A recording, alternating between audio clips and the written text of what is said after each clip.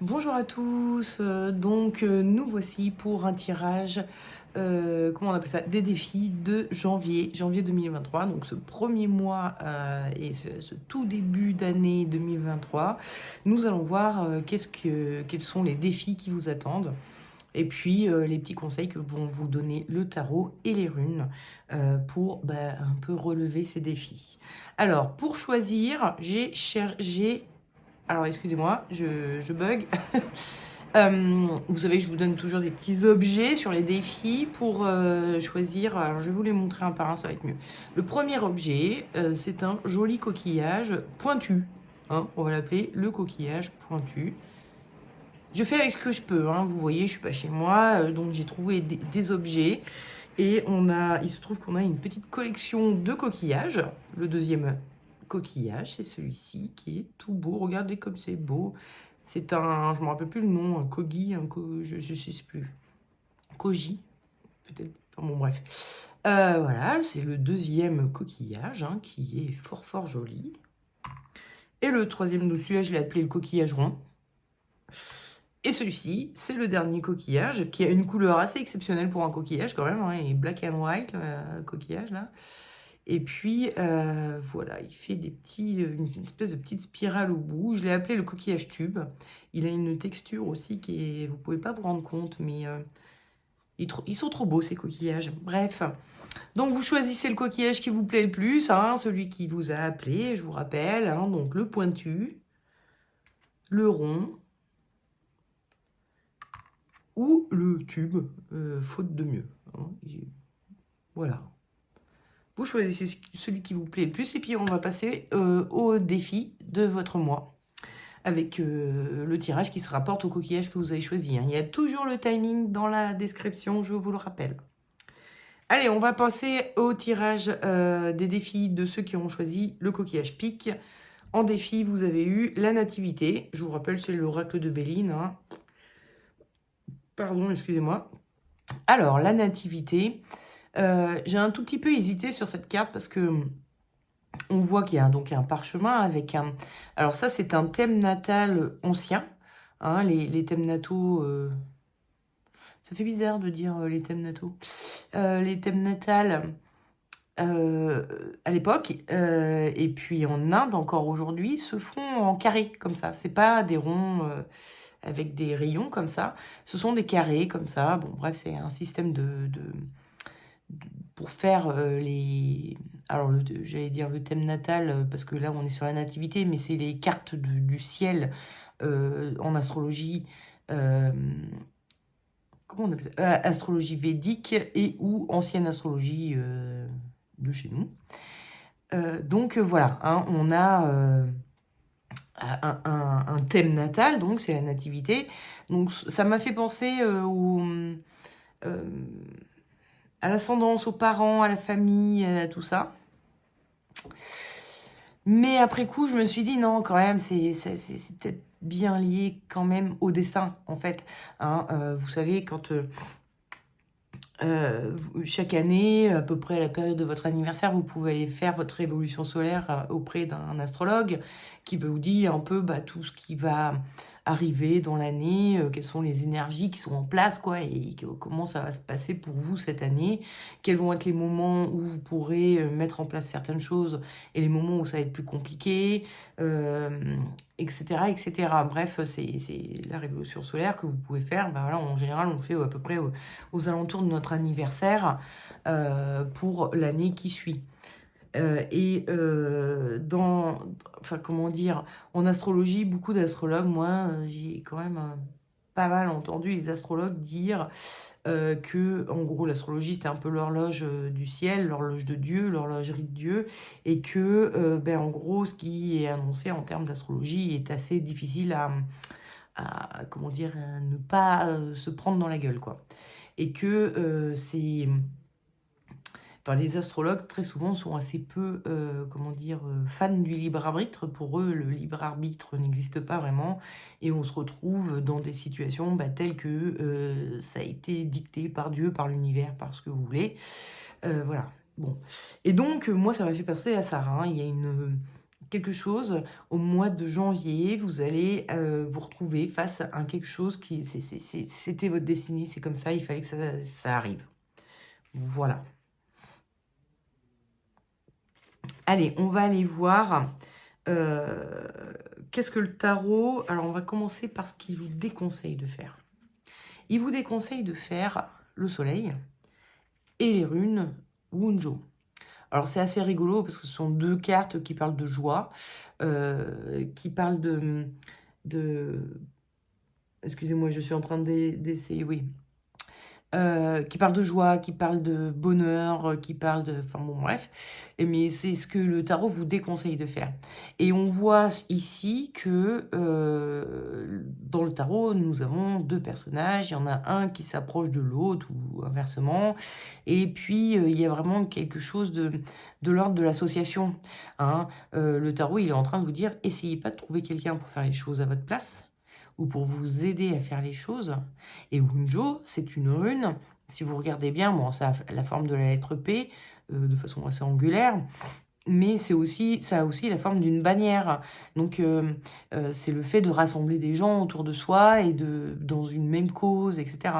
Donc, le tarot, comme les runes, vous disent, ne cherchez pas à rassembler du monde autour de vous pour gérer cette situation qui est votre destinée à vous. Hein. Elles vous disent, le tarot comme les runes, ils vous disent au contraire de vous comporter comme la tempérance. Et Isa, la rune Isa. Isa, alors Wunjo, j'ai oublié de vous dire, ça veut dire la joie. Et Isa, ça veut dire la glace. Alors, avec tempérance, nous avons affaire à un ange. Les anges, c'est quoi hein? C'est des créatures qui ont été créées par Dieu, tout comme nous, blablabla, et qui ont pour mission de répondre aux exigences de Dieu. En gros, hein, Dieu leur dit, tu vas là-bas, tu vas aider les humains, et tempérance, elle y va, elle va aider les humains.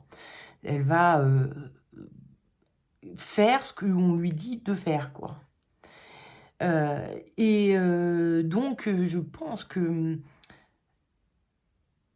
Alors, je ne vais pas vous parler de Dieu et de l'univers et que vous avez une mission et je sais pas quoi, enfin, comment dire, que Dieu vous a donné une mission et que vous devez l'accomplir, sinon vous irez en enfer.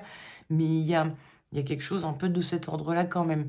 Vous avez, c'est votre destin de vous occuper de quelque chose, vous et vous seul. Hein. Je vous rappelle que le tarot vous disait, cherchez pas de l'aide ailleurs, c'est pas la peine, c'est à vous et vous seul de le faire.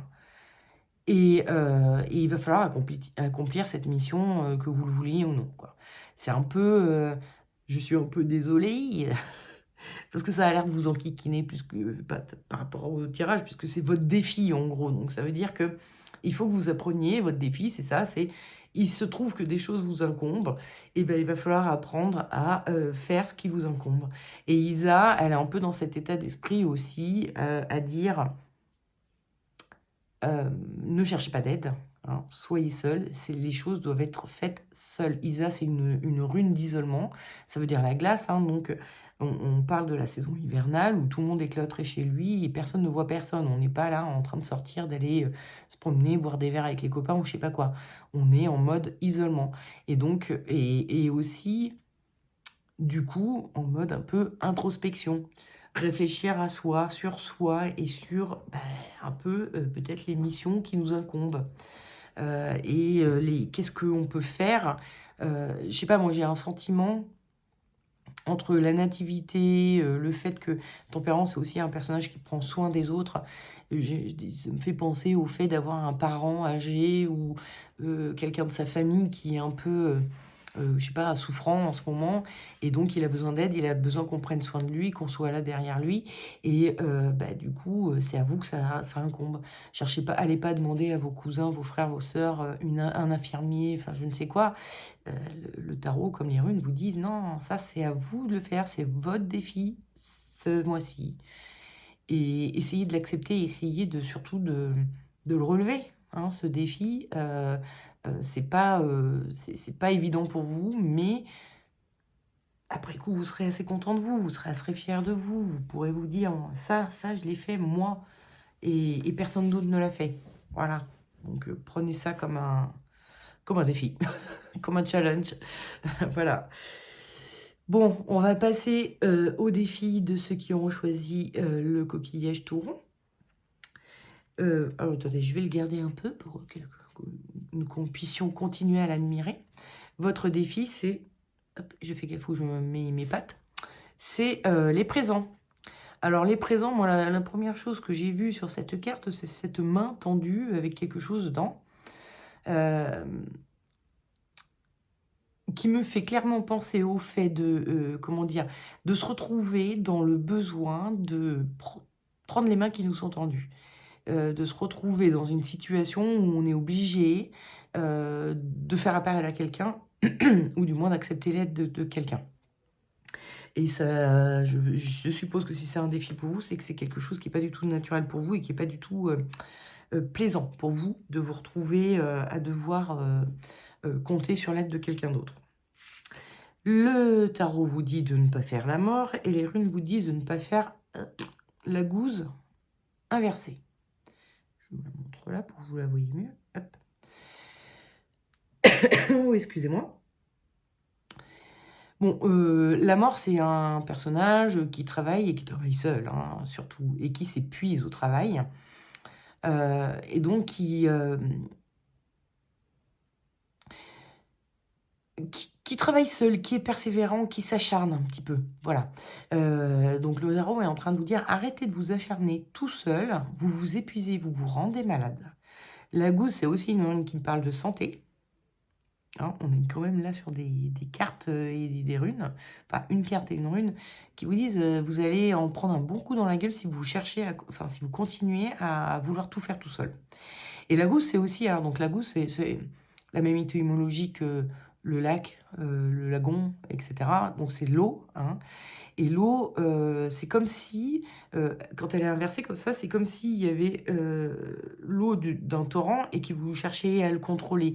Il y a vraiment ces notions de vouloir contrôler avec la gousse inversée, le fait de vouloir contrôler les choses, de vouloir tout faire tout seul, de vouloir être en contrôle de sa vie, sauf que, ben, on vous dit, non, là, cherchez pas à faire ça, cherchez plutôt au contraire donc à faire l'amoureux et Sowilo.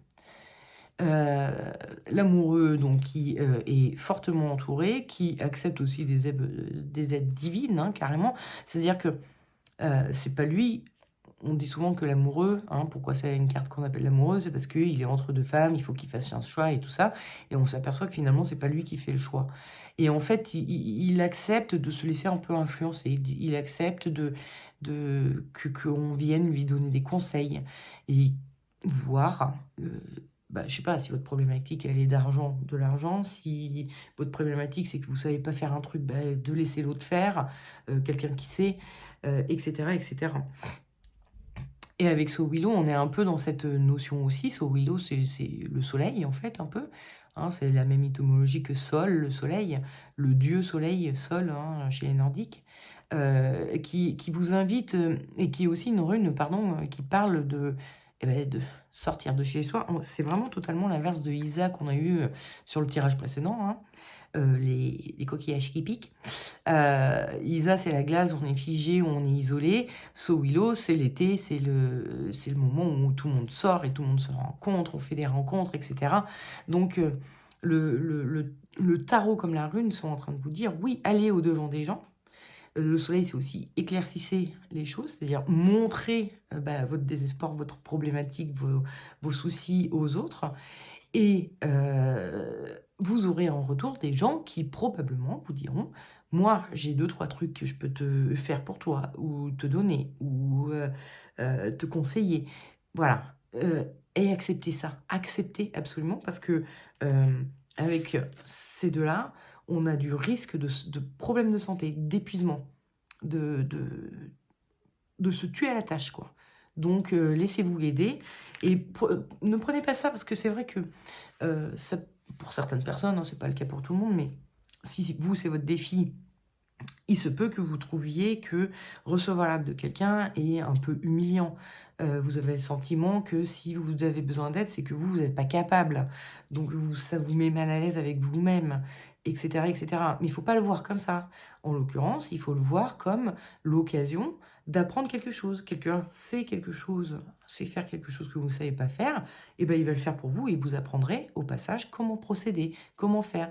Et la fois d'après, peut-être que vous n'aurez pas besoin de demander son aide. Ou peut-être que si, ça dépend. Si l'aide dont vous avez besoin, c'est de soulever un meuble ultra lourd et que vous êtes une frêle femme, que vous pesez 40 kilos toute mouillée, vous n'aurez même pas à faire bouger le truc d'un centimètre, bon, ben là, je sais pas si quelqu'un pourra vous aider.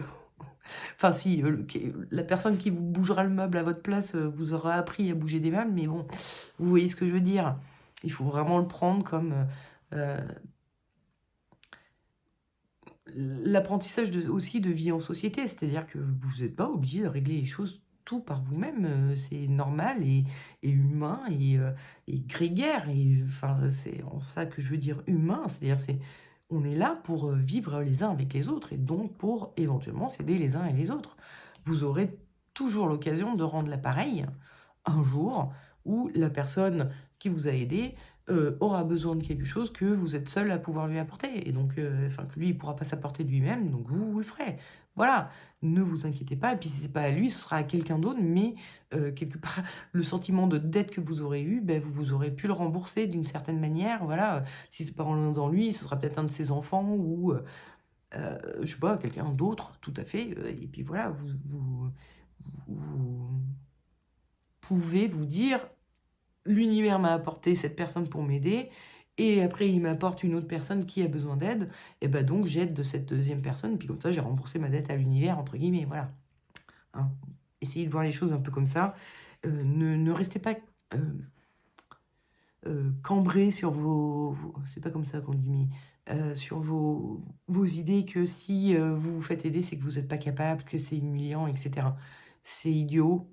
Vous êtes un être humain, donc vous n'êtes pas capable de tout faire. Et il y a d'autres êtres humains dans votre entourage et qui seraient tout à fait prêts à vous aider. D'après le tirage que j'ai fait, en tout cas, il y a des mains qui sont tendues, prenez-les. Voilà. Excusez-moi le petit toussage entre deux tirages. Allez, on passe à ceux qui ont choisi le coquillage tube, que je kiffe vraiment. Non, je le garde, c'est vrai. Attendez. Hop. Donc, votre défi à vous, bah, c'est la famille. Alors, la famille, on voit sur cette carte une maman poule avec tous ses petits poussins. Moi, ça m'a fait un peu penser à de la charge mentale. C'est que j'ai pas... Hop, voilà. Je peux poser mon coude et vous montrer le truc en même temps, tout en présentant la carte sans me cacher la figure. Oh, voilà, non, c'est pas facile à gérer. C'est pas facile à gérer. Bon, bref. Donc, ça me fait penser un peu à de la charge mentale et ou à des obligations familiales qu'il faut tenir et qui pour vous sont contraignantes. Hein. Il y a du défi là-dessous. Hein. Hein, on est d'accord, c'est votre défi. Et votre défi va se jouer autour de la famille. Le déconseil, enfin, ce que le tarot vous demande de ne pas faire, c'est le monde. Et notice. Hop, à chaque fois je regarde où je pose mes coudes. Alors avec le monde, on a vraiment ce truc de moi je suis un chaînon de la chaîne. C'est-à-dire un chaînon. J'ai un rôle à jouer et il faut que je le joue. Avec Nodis, on a aussi, Nodis, ça veut dire la nécessité, le besoin. C'est vraiment les choses qu'on est obligé de faire. Donc le tarot, comme les runes, sont en train de vous dire, oui mais non, mais en fait, il n'y a aucune obligation. Vous ne devez pas penser comme ça. Vous ne devez pas penser que vous avez un rôle.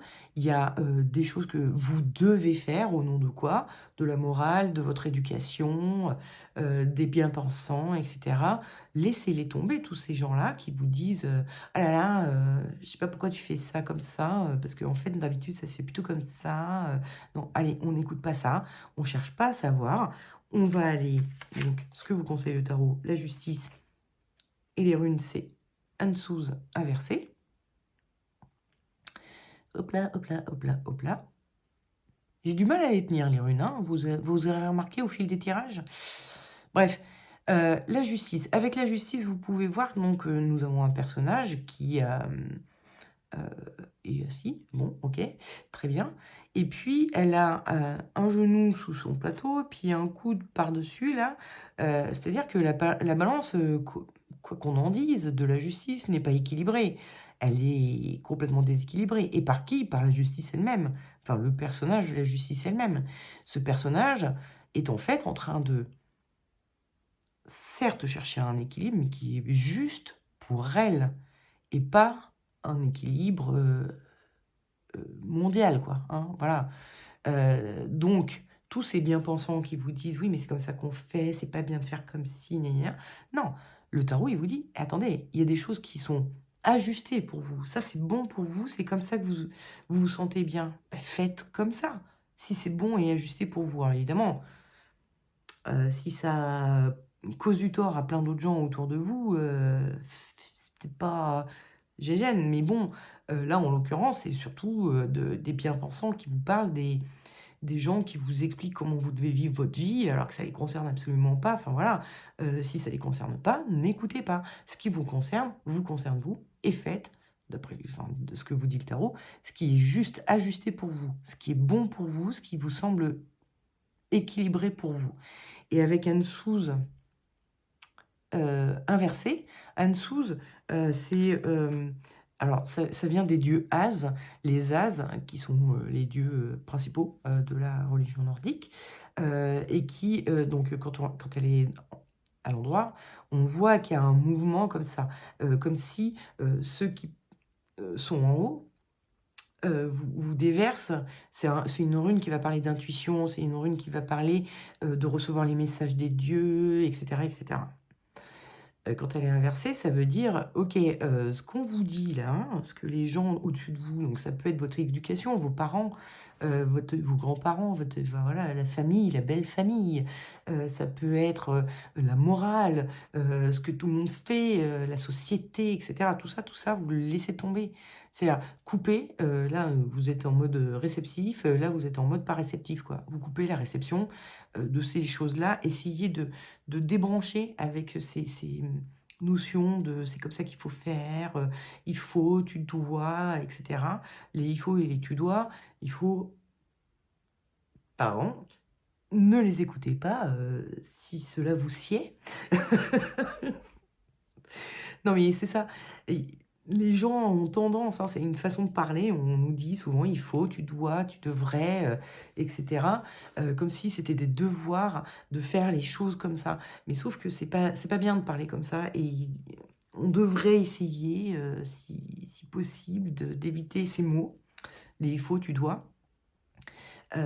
Parce que en fait, c'est très, comment dire, culpabilisant pour les personnes qui le reçoivent. Il faut que tu fasses comme ça, tu devrais faire comme ça. Ah ben moi, à ta place, je ferais comme ça. Hein, enfin voilà, pour moi ça marche. Hein. Bon, enfin, c'est vrai que ça peut être très culpabilisant, donc c'est normal que vous subissiez cette culpabilité et que vous ayez le sentiment que vous avez des devoirs, des choses à accomplir de cette manière-là, etc.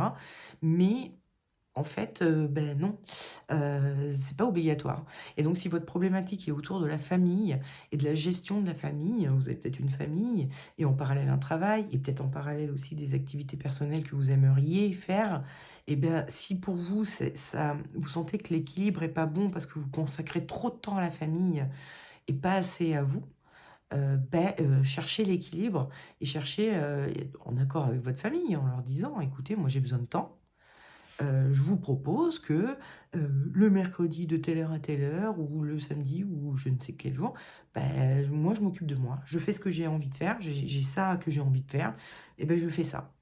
Ça peut être tous les jours, 1 heure par jour, vous avez envie de lire, ou ça peut être un jour dans la semaine, ou ça peut être, enfin voilà, vous définissez ce qui est juste et ajusté pour vous, hein, encore une fois. Vous en parlez à votre famille, vous l'expliquez et puis, je pense pas que le problème vienne de votre famille, hein, genre les enfants, votre mari et tout ça, hein. Je pense pas, enfin ça peut être de votre mari parce qu'il peut, comment dire, avoir une forme d'ascendant sur vous, mais bon, moi je pense surtout que c'est, quand je parle d'ascendance, c'est les parents quoi, hein, l'éducation, la famille, au sens élargi du terme et donc pas du tout, votre petit cocon familial à vous, que vous aimez quoi. On est sur du voilà. Donc je pense, quand je vous parle de problèmes de famille, c'est de gestion de votre famille, cocon, hein, que des gens vous expliquent comment le faire. Alors ça peut être famille, mais ça peut être aussi, avec la famille, ça peut être, aussi les clans en général. Comment gérer, votre entreprise, comment gérer vos amitiés. Par exemple, vous avez un ami qui a fortement besoin d'aide et puis quelqu'un vous dit: «Oh là là, mais il te prend tout ton temps celui-là, tu devrais pas, hein, lui te laisser bouffer comme ça par cette personne». Ouais, mais si vous, ça vous paraît juste et ajusté de l'aider parce que c'est votre ami, que vous l'aimez fort et vous avez envie de lui apporter votre aide, beh, et que voilà, hein, c'est votre droit, vous faites ce que vous voulez. Donc vous voyez, hein, quand on parle de famille, ça peut être aussi clan, c'est le côté un peu clanique. Et des gens hors de ce clan vous disent comment gérer ce clan. Voilà, c'était de ça que je parlais. Je suis désolée si j'ai pas été claire au début du tirage. J'espère que le tirage vous aidera quand même. Bon, bah, écoutez, j'en ai terminé. Bah, je vous souhaite un très beau mois de janvier, un très beau début d'année. Meilleurs vœux pour tout ce qui vient, en 2023. J'espère que 2023 va être une bonne année. Pour vous personnellement, parce que je ne sais pas si vous avez vu la vidéo que j'ai postée la semaine dernière sur 2023. J'ai pas trouvé ça top, top, top, hein, comme tirage, moi, personnellement. Alors, c'était un tirage général. Donc ça ne vous concerne pas vous personnellement, hein, c'était vraiment un tirage un peu sociétal, quoi. Donc voilà, hein, vous inquiétez pas, pour vous, ce qui vous concerne personnellement. En tout cas, je vous souhaite le meilleur, et puis j'espère que voilà, 2023 sera merveilleux pour vous. Et pour moi, par la même occasion. Et ben voilà, et ben écoutez, je vous dis à très bientôt pour une vidéo, et en tout cas vendredi pour la vidéo des tirages des énergies du week-end. Des gros bisous, ciao.